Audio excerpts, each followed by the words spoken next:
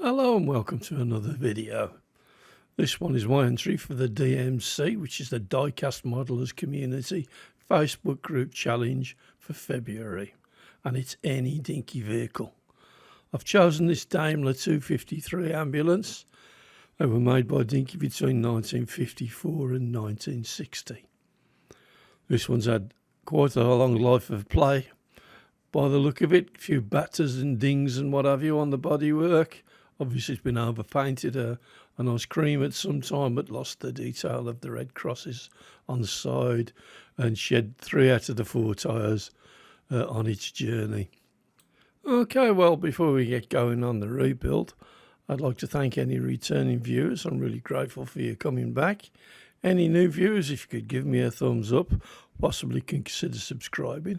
It doesn't cost anything, and there's not much in this day and age that doesn't. A couple of apologies to make. First of all is for my impenetrable Midland accent. The other one is for the constant barking of the dog that's trapped in the flat next door because its owners have gone out for a drink for the evening, and he's a lovely dog, but he's been serenading me since about 5:30, and I expect him to continue to do so till quite late into the evening. So, all of that having been said, let's get on with the job in hand. This delightful Daimler ambulance. Purchased from my local retailer for the princely sum of about £4.95. Let's see how we get on with this one. I've pre-drilled the bottom here. It's a simple enough base. 2 rivets. Putting up a little bit of a fight because I haven't drilled them out quite as effectively as I'd like. But it's the first one of these I've done. I wasn't sure how much meat I'd got to go with underneath the rivets there. That's a gentle lever out. Trying not to do too much damage. Although, to be fair, it's not a difficult job to straighten these little tin bases out if you have to. Seems as though it's pinching a little bit there. And we're done.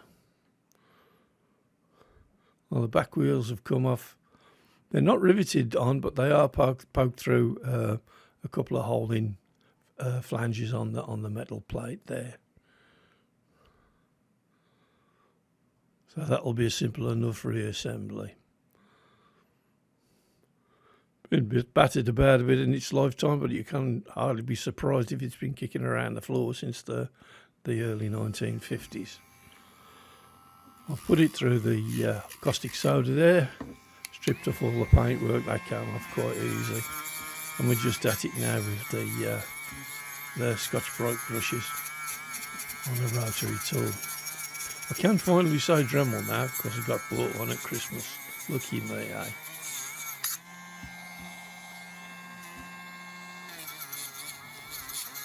As I'm polishing up the body here now and getting all of the kind of crustiness from the indentations and the marks and the moulding, I can see the body's a little bit ropey, and there might be some little spot bits of filling to do with some super glue and what have you afterwards. There's a big seam down the roof as well, which I'd previously attacked with the French files, but looks like I'm going to have to go in and do a little bit more. It's a long-winded process, but it's worth it just to get the worst of the bits off the casting. This must have been a Friday afternoon casting, I imagine. Or quality control, or out to lunch, I'm not really sure. As you can see, it's coming up pretty well. Ooh, that was a nice zoom in.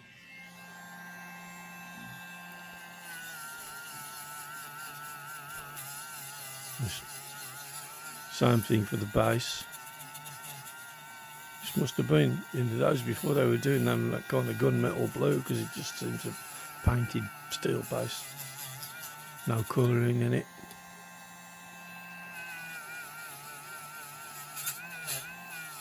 Or to maybe get some blue in and experiment one of the days.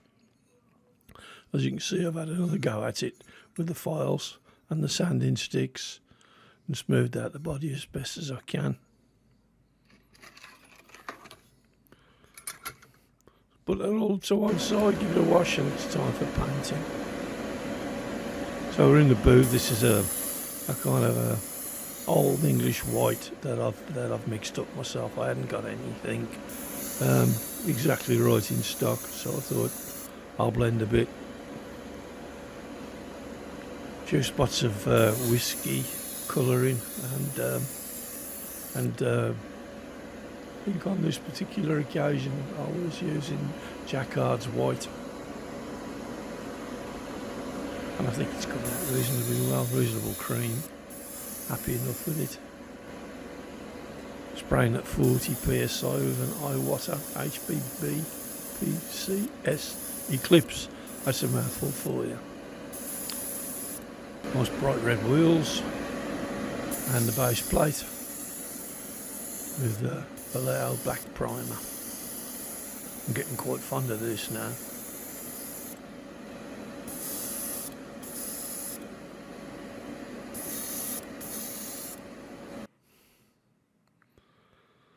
So filling in the red crosses now. I'm using Tamiya, which wasn't a smart move because I don't do well with Tamiya as a brush paint. It airbrushes really nicely, but I do tend to struggle with it a little bit as a brush paint.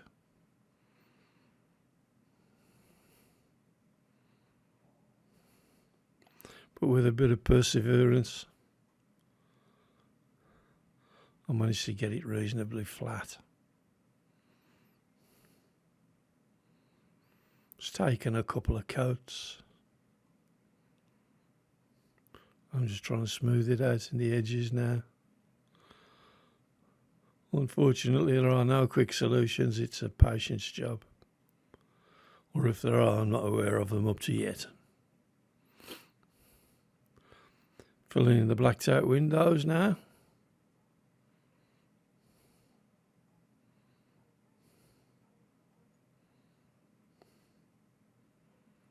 And again, it's just a case of a steady hand.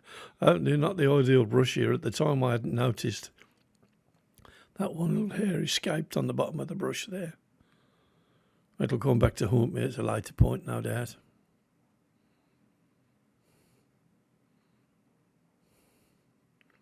And again, as ever, no quick answers. Just patience. And a steady hand, neither of which I've got in great supply, to be fair.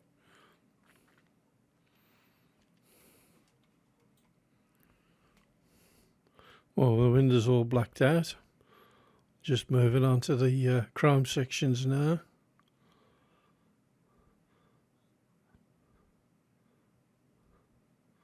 I've taken to using this, it's not a Molotov. It's called, the brand is called Spectrum Noir.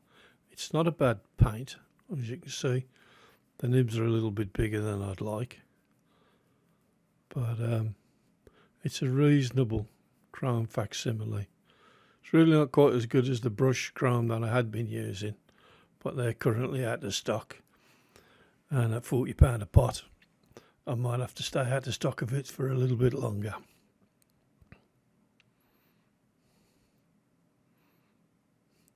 So it's somewhat oversized for the task of doing the hood ornament on this little Daimler.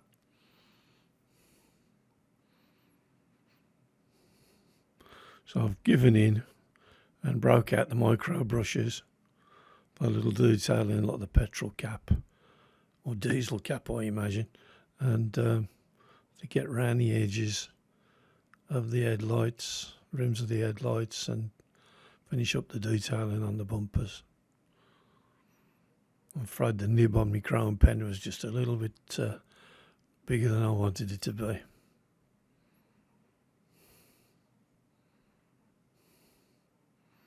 These micro brushes are very handy things. You can get them from your favourite online retail store in quite large quantities. They're very inexpensive. Use them once, throw them away. You don't necessarily have to try and preserve them. But I find them great for small jobs like this.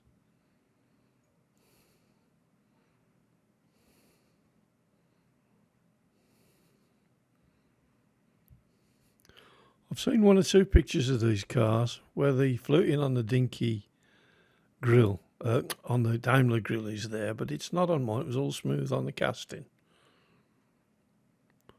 Just applying myself adhesive number plates here. HB 59999. Thought it was appropriate. And it's build it up time. As you'll probably have fathomed out, I made my own decals for this. Whitby Memorial Hospital was a real place. It's now called the Community Hospital, I believe. But we had a War Memorial Hospital up until the 1970s when it was redeveloped and became the Community Hospital. So the name is appropriate for the era that the ambulance is in. And I always like to bring up my adopted town in these videos, and occasionally do a kind of Whitby themed vehicle.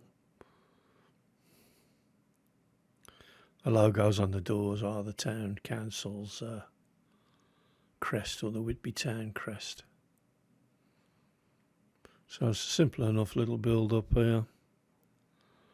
Put this axle rod through the pressings at the back, and they're just trapped in place by the bodywork when the metal plate goes in.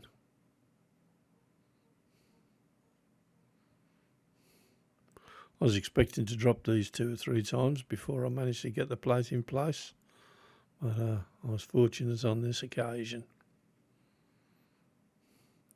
Line up the rivets.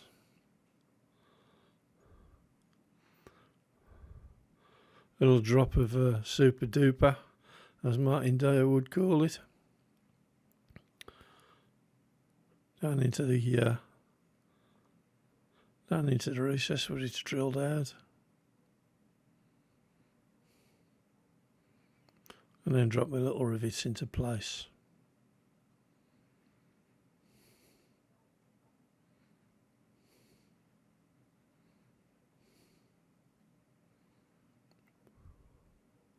I didn't buy these particular rivets from a model supply.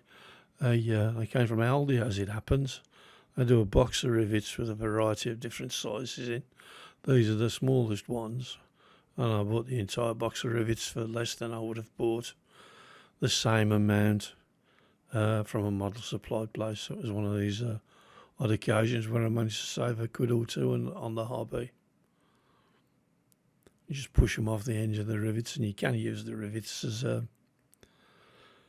an axle on some of the Dinkies and early Corgi cars if you're stuck. That's the second one in place. Anybody that's watched before knows what's going to happen now. In with the zip kicker. And as that evaporates, so the super glue is cured. And we can flip it over and see if we've got a roller. Oh, yep. My Whitby ambulance is ready for business. And here she is, all finished. Did quite a bit of tidying up of the bodywork. Got a bit of filing and sanding back on this one. New coat of paint.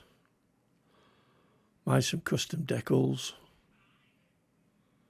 And all the various bits of detailing. Hope you've enjoyed the video. Hope you come back and watch another one. But for the time being, I've been Hellboy 59. This has been a Daimler ambulance for the DMC challenge for February 2024. You've all been very patient. Thank you very much, and goodbye.